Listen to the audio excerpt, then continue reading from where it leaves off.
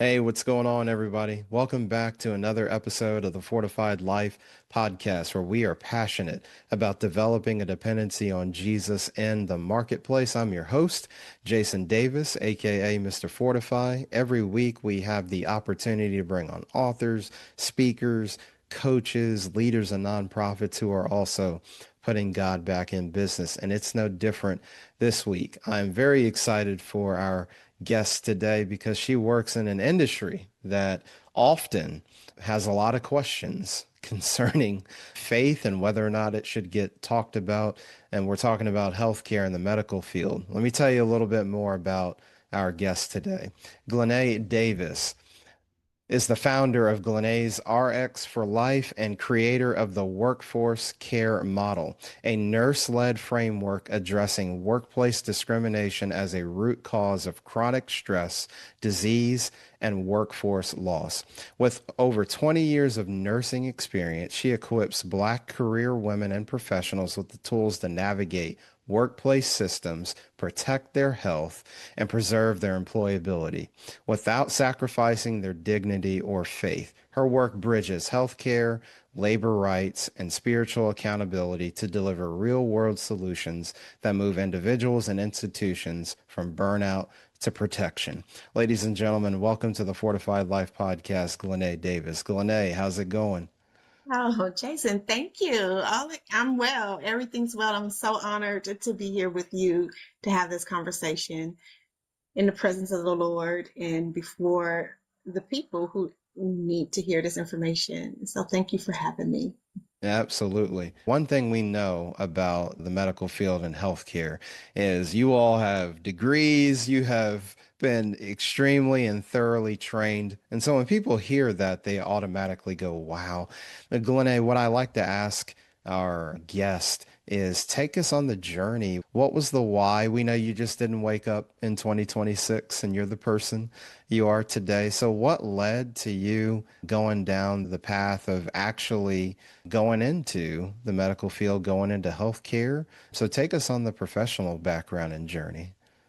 Okay, so this is one of my favorite stories to tell how I decided that I was going to end up being in the medical field or just placed there. I had my daughter when I was 16 and living in the middle of Los Angeles, just didn't want my I didn't want to be talked about by my family and end up flipping burgers or whatever. I said, so I'm gonna go and be a medical assistant. And so I decided to be a medical assistant. And so I was working with a husband and wife team when I graduated the medical assistant program at 17. And then I ended up moving to Texas with my toddler and working in a hospital there, which was a teaching facility, and working around registered nurses and nurse practitioners. And there was something that they possessed that I wanted. And it was these young white nurses who were just as happy and bouncing around and driving nice cars. And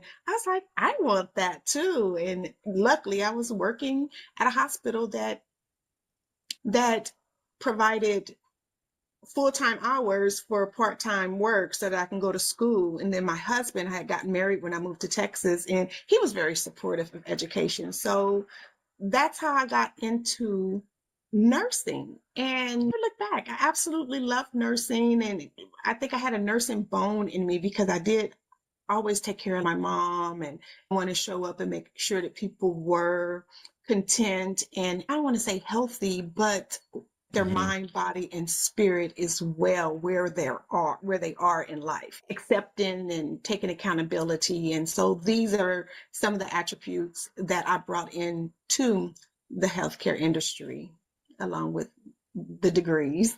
Glennae, thank you for sharing that. I know even in my own personal experience, dealing with the nurses versus the MDs, I've always been amazed that Glennae nurses, they're just, and maybe because they have to be, just they know so much. They kind of know the obscure things. So there's the caring for the individual, obviously, but I learn something every time I talk to a nurse. I feel like they have a wonderful way of synthesizing things that maybe the doctor says, and they're a good bridge to the patient. Mhm.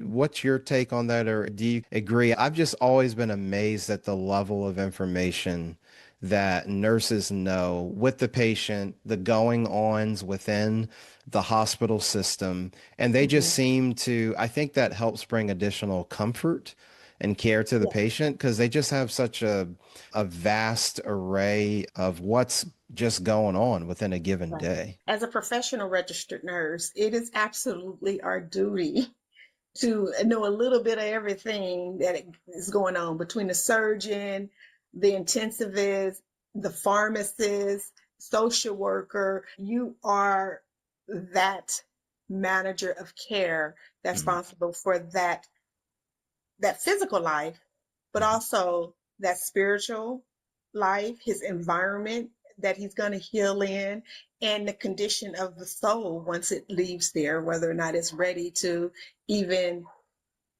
walk. Do I have the will to get up to do this? And so being a nurse, a professional registered nurse is, I don't want to say a jack of all trades because it's not. It mhm, is literally a master of communication, a master of wellness and holistic care. And what we do differently than a medical doctor is that we assess the environmental stimuli. The medical doctor may ignore that stimuli and treat the issues that the stimuli is causing without ever getting rid of that stimuli. It's a practice, and this is just how the Rockefellers or whoever it is that came up with this whole medical practice act mhm. before, after the holistic care of taking care of the human body. It's a business. And so this is what this is. And so I appreciate when I like to tell people, nurses, you shouldn't see a doctor without having a nurse Mhm. involved in it because that nurse is actually going to be the root cause assessor and help you to heal by addressing whatever the issue is that's causing the problem. And they just don't do that in modern medicine today. Wow. Now, Glenn, unless I it's feel surgery. you're Surgeries, right. yeah. Surgeries, yeah. But internal medicine and things like that, they'll never ask you what the root cause is. Your stress, just say psychologically, stress is your environmental stressor, the stimuli that is causing you to have headaches, causing you to have migraines, causing you to have rashes because Mhm. your immune system is going bizarre, where they're going to just treat all of those symptoms. Not one doctor is going to say, what's going on with your environment? What kind of detergent are you using? What's causing this inflammation? No, they're going to take out their pad and they're going to listen to your symptoms and then they're going to write you a prescription for it. And then something else is going to happen because you never took care of what was causing the problem. Maybe you like the way your detergent smell and you don't want to get rid of it. Maybe Mhm. you like the amount of money you're getting paid at your job and you don't want to get rid of it. But we all have to take a moment to say, this is causing me harm and I should turn away from it, turn Yeah. away from it. But sometimes it's easier to stay in it because everybody else is doing it. And so why am I having a problem? Wow, Glenna, you just dropped a lot of wisdom nuggets on that too. And probably for some folks, brought clarification on the nurse's role, the teaming aspect. I know you said obviously it is a business and that's why you have so many different specialists, but the team sport aspect of healthcare, but also why maybe one person sees something that the Mm-hmm. other doesn't. So I like that kind of managed Mm-hmm. care, that wider outlook that you said. Let's take a look at habits and Right, stressors, right, things like that. So I appreciate you giving that breakdown. right. So, Because Glenna, there's a as you lot of things that mentioned, make no, us go sick. ahead. There are a Yeah, lot of things that make us sick, and we just don't want to address it for whatever reason because yeah. maybe we are attached to it, or maybe we are accustomed and comfortable with what's happening there. And we don't know what moving out of discomfort is going to look like for us, how Mhm. much work we're going to have to put in, how much effort is going to be following us, because it's not following Christ. And I can put it in here. It's an effort to it. Everything. So if when you go to church and you read your Bible, you know that following the truth, the light, and the life, the way is effort. And so wherever you are, in your workplace, at the doctor's office, you have to put the effort in. You have to put the work in. Look at Ozempic. People are using these GLP-1s because you lose weight. But now people are finding out that it came with side effects. How do you not know it comes with side effects? We know the history of medicine already. But the goal for the individual was to lose the weight because Mhm. obesity is unhealthy, right? You want to be able to do it, but you have to look at your diet. You have to look Mhm. at what it is that you're consuming. You have to look at how often are you doing it. It takes effort to get the results that you want.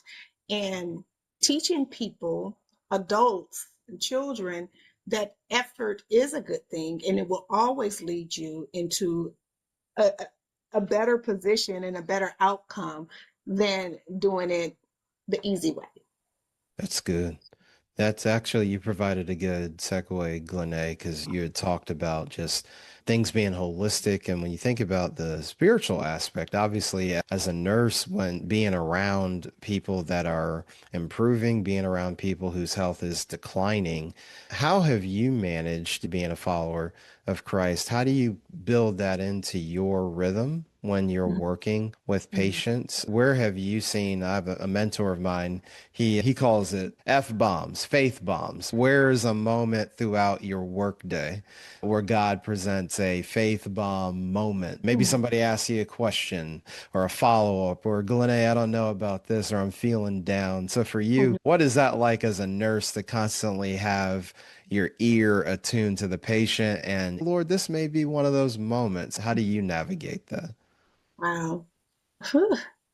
I've been a nurse for over 20 years, and the first 7 years of my RN career, I worked in a higher level of care facility in a multi organ system failure ICU. People came to us because death was not an option for them. So we worked very hard keeping people alive. And I've always said that in medicine, I have seen the miracles, wonders, evils, and trials and tribulations of medicine. We pushed envelopes at the facility that we worked at. And still, there will be a moment where God will show up at the bedside and through me, and there just be this connection with a patient who, this young girl, she must have been about 18 years old. And I got onto the elevator to start my shift, and God said, "That's your patient." I hadn't even been upstairs yet, and the patient wasn't even on my floor yet. So, with the knowledge that was my patient, but not the confirmation from my nurse manager yet, my charge nurse, I go to the only empty room and I start doing my quality controls and I start getting the room together. And then my charge nurse run up to me. He was like, "Glennae, there's a rapid response upstairs and that patient is going to be yours." And I was like, "What?" And so the patient comes down, and when you get a patient in the ICU, the main nurse is kind of like doing all of the paperwork, and your other nurses are like getting the patient together, putting them Mhm. on the monitor and all of those things. And then one of my colleagues came to me. She said, "Glennae, she's calling for you."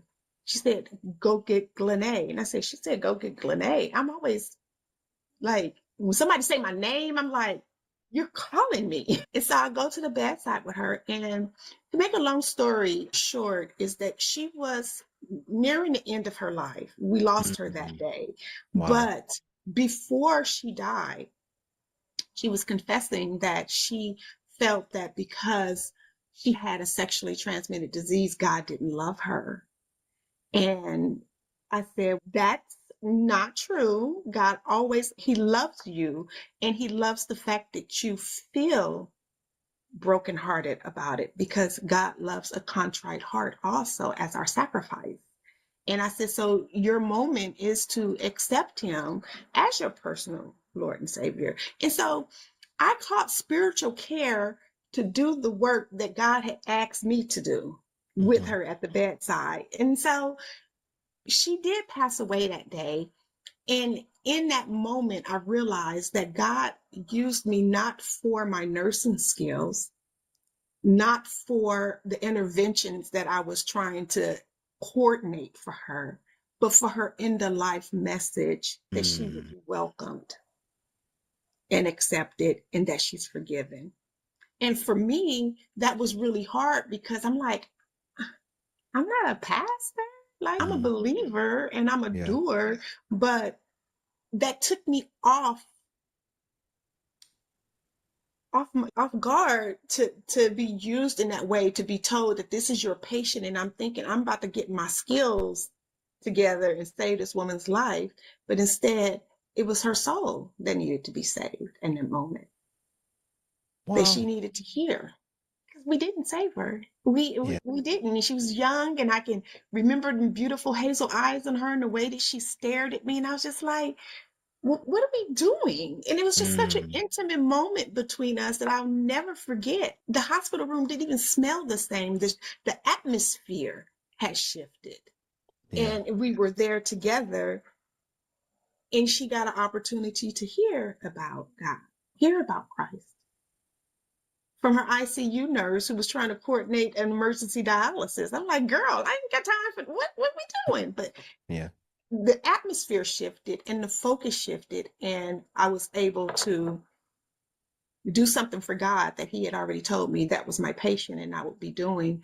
I didn't know that she wasn't going to be saved physically, but that she would be confessing with her mouth that Jesus is Lord in that moment before she left.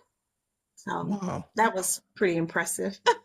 Mm. I got chills you sharing that, Glennae, because I think if we're all really honest, there's these moments, obviously different in healthcare, because like you said, that was end of life care. You're, as a nurse, you're thinking, okay, skills, checklists, all that. And how many times, Glennae, that I think about, no matter what industry you work in, same thing. You're preparing, you're thinking about skills and whatever you're doing. And God's trying to present a moment for that lady. It was end of life care. Maybe for others, it's maybe they're stuck in a cycle of depression or anxiety, or they got a family issue going on and they Right. reveal a little bit of info, but you being sensitive the way you were to the Lord's leading. And Mm-hmm. so I think you sharing that, it challenges us all to be Mm-hmm. more mindful that we're not just here to do our job to make money. We're Right. also here to carry out whatever kingdom assignment Exactly. that God has put in front of us outside of the walls of the church. So thank you for that example of evangelism Yeah. in the workplace. And sometimes I think, Glennae, we have to be all, I got to know apologetics and I got to be able to defend the faith and I got to be, and I'm not saying some of that stuff Yeah. isn't good, but it's like you said, hazel eyes looking up at you. She had an STD and she was unsure if God loved her. I Right. mean, I don't know what better moment or moments like that to interject how Right. God loves people. So I just greatly appreciate you sharing that tangible example. Yeah, definitely. Let's talk a little bit about Glennae's RX for life. I noticed on the website you have, we'll get that in a little bit because I was really intrigued, the 5 levels of work fatigue, Uh-huh. but you have trademarked the Workforce Care Center. So Yeah. talk to us about that, what you're trying to accomplish, and then maybe get into some of those frameworks that you've developed. Yes. So, a little background. In 2012, I had a workplace injury that took me away from the bedside, that sent me into the workers' compensation system, that shone the light on America's health disparities in the healthcare system based on one injury and me needing access to my workplace rights. Everything from them pushing opioids on me, the doctor having the power with the pen to write me out of my career if I didn't go along with medical management plans. I just thought, what? And at the end of 2 years of me trying to fight for me a position, a job that I qualified for, exhaustion took over. Yeah, exhaustion took over. And at the end of the day, the only path that I had was going into psychiatry. I said, wait, wait. Although I was completely overwhelmed, completely symptomatic, but I'm like, how is psychiatry my path to enter into at this moment? I have 7 years experience as a registered nurse. I have my bachelor's degree. I have multiple talents still left to share. And here I am facing all these biases and Mm. prejudice and issues. And then you want to tell me that I'm mentally ill now. I went into psychiatry and I spent 2 years in psychiatry, but I want people to understand that within immediately I was diagnosed with a depression diagnosis and put on psychiatric medications that injured me, that Mm. I felt like I could not form a thought without somebody in an offsite, like pressing buttons if I was thinking too much, like completely numb. And within 6 weeks, the psychiatrist wanted to do a medical intervention called electroconvulsive therapy on me because, in her words, I shouldn't be still upset about my organization making business decisions that infringed upon my employee rights, though. What is happening here? I took the medication, declined the electroconvulsive therapy, although I did ask, what are the side effects? She was like, a little memory loss. Honey, this whole book came from the memory she tried to destroy. So yeah, no, we're not doing that. And the Workforce Care Center came about because I said professionals, doers, faith-based, career-oriented, college-educated men and women of this country have no business going into psychiatry behind workplace issues. So I needed to be able to separate the issue that they're having at work from a mental disease. Is Mm. how they treat you. You're having workplace issues, it's external, it's not internal. You need support and access to your rights. You need to understand how to cope. People think that, I don't know what people think the word cope means, but cope, the definition of cope means to meet force with the same level of force until you overcome. So you're in a duel, you're in a fight of your life for your life when you're dealing with workplace issues, because you have to think about everything that we are is tied to what we do, our image.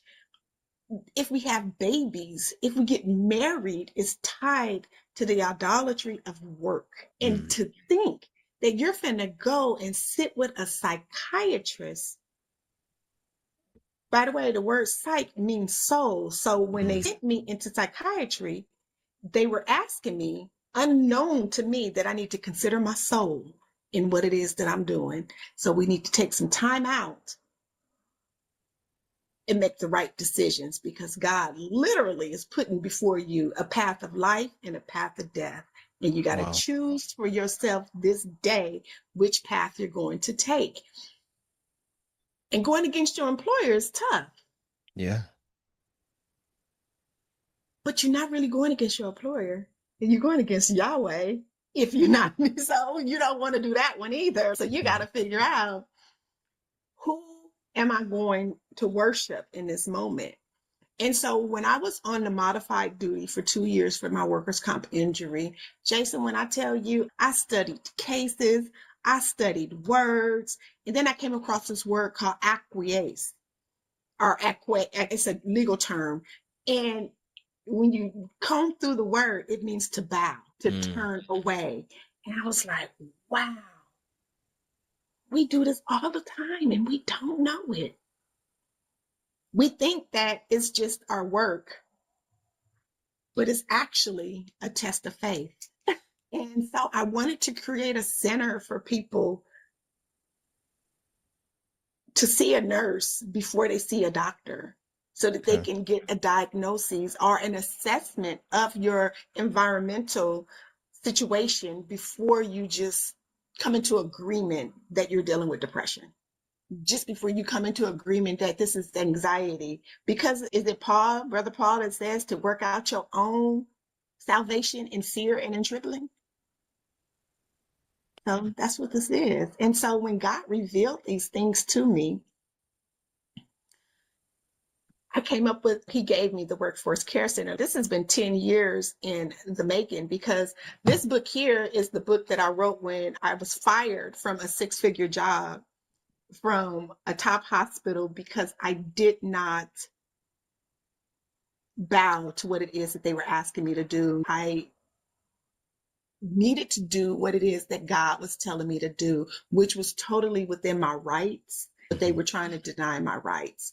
And so what happened is that I did lose the job, and I was without income for 2 years. And when I tell you, I never missed a mortgage payment, a meal, nothing. And I wrote this book, laid the foundation for my company, and then finally got the tail end of the book out with the experiences that I went through, because it was the most painful, frightful experience that I had ever had. And even when I went into the church, was like, girl, you better not lose that good job. This was 2012. I was making $67 an hour plus a $20,000 stipend. But what does Christ say? He said, those who gain their life, who save their life, will lose it, but those who lose their life for Christ's sake will gain it. And so when he resurrected my life, and in nursing, when I thought I was going to lose everything, he brought it back better. And I want to Wow. make sure that when other people go off on FMLA, that they go back better, that they don't trade their talents and their gifts for the welfare that your employer may offer, because your company is always thinking of their bottom line. Yeah. Your employees should also be thinking of their bottom line. And this is not to be inflammatory with organizations and corporations. This is to be equity and justice for the employee, because the organization is an artificial person. So why are we giving our lives over to an artificial person to begin with? It's all about you and your faith walk and how you're going to show up in the world and represent Christ in your life, so that you can gain and not fall to the wayside. So opening up the Workforce Care Center has, it's been, oh, it's been a challenge. It's been blood, sweat, tears, and hard nights, and just really trying to get to this point of, do any of this make sense? I was writing this book. The first iteration of this book came out during the pandemic, and just at the pandemic were Black women talking about the issues that they were facing in work. Before then, nobody was saying anything. It was all quiet, and so I just been kind of light years ahead of solving the problem. People are like, Yeah. yeah, no, that's not it. But this is it. This is the problem, is that people have rights, employees have rights, and they are not using it to their advantage and to their benefit because they are bowing to the system, they're acquiescing. And I just think a little bit of education can help. When I first started to build this business, God reminded me that many people, even though the vision that he gave me is that I was standing center stage and the auditorium was filled to capacity, he told me in scripture in Jeremiah 6:16 to stand in the ways, look, ask for the good way, and you will find rest for your soul. And the very next line is that the people said, we will not go that way. So I said, God, why you got me out here stressing and struggling to do this? He's like, first of all, you shouldn't be stressing and struggling to just get the word out. Just do the word and plant the seed and show them how you did it. And hopefully they'll follow the path. This is how the steps came along, not to take any glory from the Lord, because all of these steps are aligned with him. I have nothing to do with it, but it is an adaptation of the evidence-based nursing process. Because like I said, I'm a studier, and they Yeah. had me up in here and I'm like, you know what? Y'all paying me, I'm a study.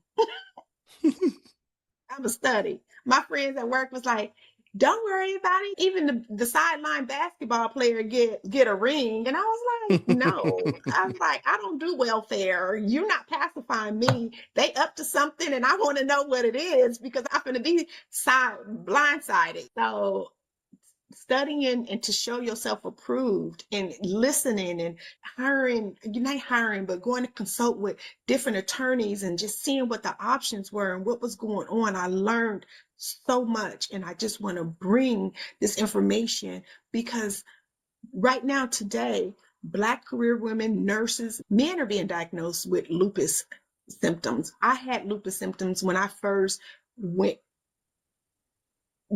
into this area of discrimination in the workplace because it's so violent and you don't know what to do about it. And so your immune system does begin to go haywire because you're carrying cortisol levels so high, and then you wonder why we high rates of kidney failure and autoimmunity and hair loss and acne that we suffer with as career professionals, particularly Black career professionals who file the highest complaints of discrimination within the workplace, but are still the highest population of homelessness here in Los Angeles. So something is going on that people are taking their FMLA and not being able to return to work properly. And that's because they're coming into agreement with a depression diagnosis and following the path of least resistance when sometimes you got to kick up some waves. You gotta be in the position to have God fight your battles, because you're not going to be hiding on 2nd Street and your battle is on 4th Street. God, what we doing? You got to show up. Sometimes you got to go ahead and go into the furnace, like what was the 3 Jewish boys' name? Yeah, Shadrach, Meshach, Meshach, and Rashach, and Abednego. Abednego. Abednego. Yeah. Yes, those are true. And it's just so many spiritual parallelisms that I experienced when I was going through these 2 years of workplace discrimination and doing my study. Even I thought about Esau and how Esau traded his inheritance for a bowl of soup. We want immediate gratification because our flesh hurts Yeah. and we're hungry for something, but you have to mortify that flesh and you have to be patient. Whatever, you don't give up your inheritance. For instance, in the workplace, I was trying to do a workplace accommodation, and what they wanted me to do was give up my weekends. But that's already part of my job description, is not to work weekends. So why would I give up an inheritance that I already have just because I need something? Like, how is it hurting you? Why do you want me here, away from my family and away from staff that can help me work, just so you feel like you're doing something for me? What is it taking from you? It was not about that. It was about control. And it was about whether or not I'm going to give up something that is already mine to satisfy a need that I had right then. And we do it all the time. We do it all the time.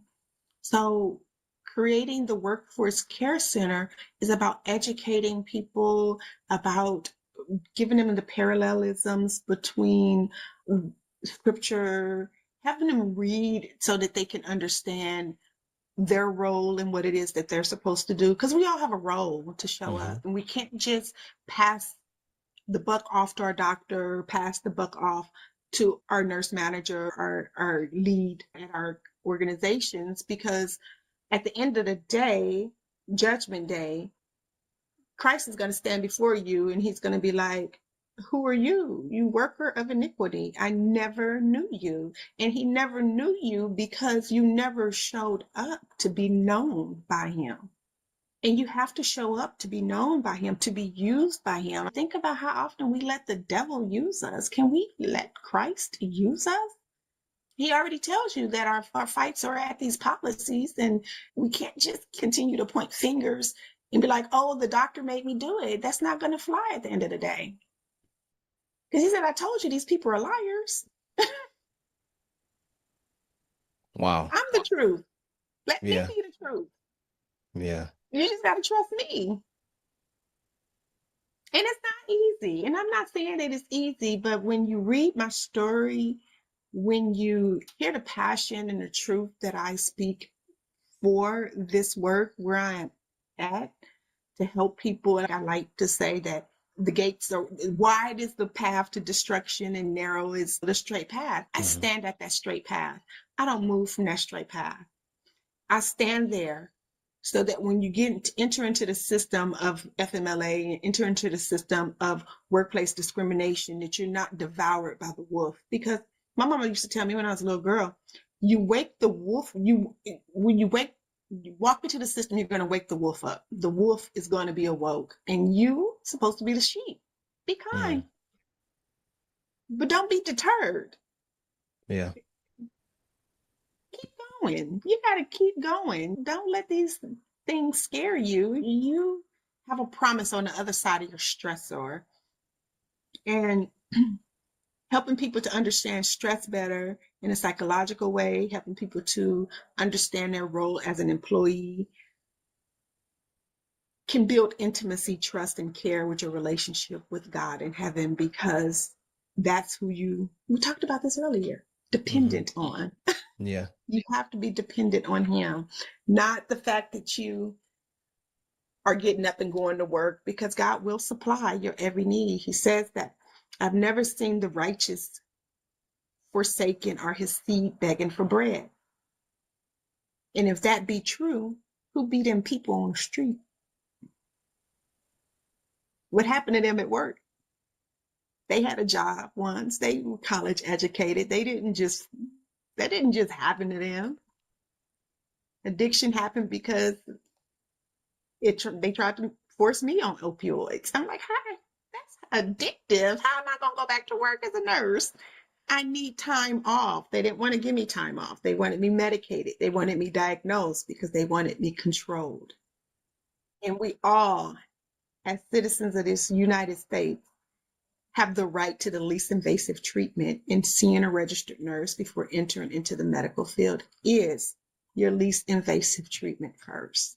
So I'm here to disrupt and flip tables in a kind way. I love it, Glennae. Folks, I could talk to Glennae a whole other 3 hours, Kind but way. we do have to let her get back to walking in her kingdom purpose. Before we go, Glennae, two things, and I'm glad you did this. You held up your two books. One, your onboarding process. If somebody wants to work with you, what is that like, and where can people get copies of your books? Thanks for asking. They have to start off with the work fatigue quiz, because Okay. you have to know where you are in order to know where you're going. And now there are 5 levels of the work fatigue. So is it moral distress, physical distress? I don't even have my website up. So let me see really quickly. Physical, mental, emotional, ethical, and spiritual. There are 5 levels of work fatigue, and you have to be honest with yourself to know where you are and what's Hmm. causing your issue, so that you're not mismanaged, mislabeled, or mistreated, or misdiagnosed. And so we go through that. It's completely free. We talk about where you are and what your next steps are. Reading somebody's story is like the blueprint to what you can expect when you're dealing with systems like the workplace and legal. This book, actually, I should have just called it Informed Consent, because you need to know what you're going through. This is Operation Mental Health, because ain't no place like the workplace that'll drive a sister crazy. No place. Our mindsets, we have to work, and you're okay to rest.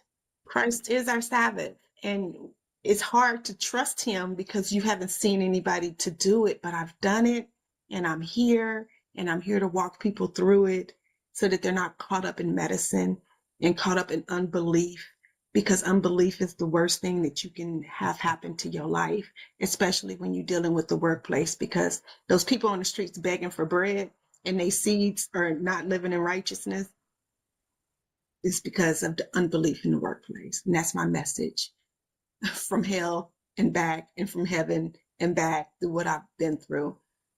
There are people on the streets, and God is not a liar. He should not be mocked. And so something happened to them. And so, yeah, I could talk forever, Jason. Sorry. No, it's all good. But so, Glennae, the two books, can they get that from the website or is there a Yeah, different place? exclusively from Gotcha. the website. Exclusively. Gotcha. Exclusively from the website. You can download the ebooks for both Well Done and Operation Mental Health. Oh. Well Done is hood girl to head nurse, because I am from the jungles in Los Angeles, born and raised in the inner city, and I am a proud product of my environment. And it wasn't easy getting here. Sixth grade education, couldn't even string a sentence together, and got two books, because when you want to talk about the pressures in life, exposing the seed, that was my pressure in life, exposing the seed and exposing the talents. I was 40 years old, and I was like, God, I don't even got no talents. All I got to do is work. But he's like, girl, chill out. I got you. I got you. I know what I put in you. I know what I knitted in your mama. I love it. Folks, we'll have all of Glennae's information in the show notes, podcast.com.com. Make sure you Yeah. go there, and you can also take the quiz that she was talking about as part of the onboarding process, Mm-hmm. the 5 levels of work fatigue. So trust me, all this wisdom that Glennae has dropped, you can find everything there. We'll have it in the show notes, as well as her two books that you should check out. I I love just you. I can't thank you enough, Glennae, for coming on the show. That we're gonna have to probably do a part two to even fully grasp Exactly. everything. But I'm just so thankful that you shared your story, the impact that God, him working in and through your life, and nursing in the medical field, where we know that there's a lot of spiritual warfare going on. So thank you for all the work you're doing You're on the front welcome. lines, and we'll have to have even more conversations. I look forward to it, Jason, because I was getting ready to talk about some of the past, but you know what? We're queued up for the sequel already. We're already queued up. Man, got a lot to share. The glory of the Mm. Lord be with you and your listeners. Thank you for having me. Amen. Folks, as I mentioned, all of Glennae's information will be available in the show notes, fortifiedlifepodcast.com. You know how we end things. Don't compartmentalize your faith in the marketplace. And from the boardroom to the bathroom, God is with you. Remember, for our YouTube audience, to subscribe to The Fortified Life at The Fortified Life on YouTube, and search The Fortified Life podcast on your podcast platform of choice, Apple, Spotify, iHeartRadio. If you search us, you'll find us. We'll see you next time on The Thank Fortified you. Life podcast. Have a good one.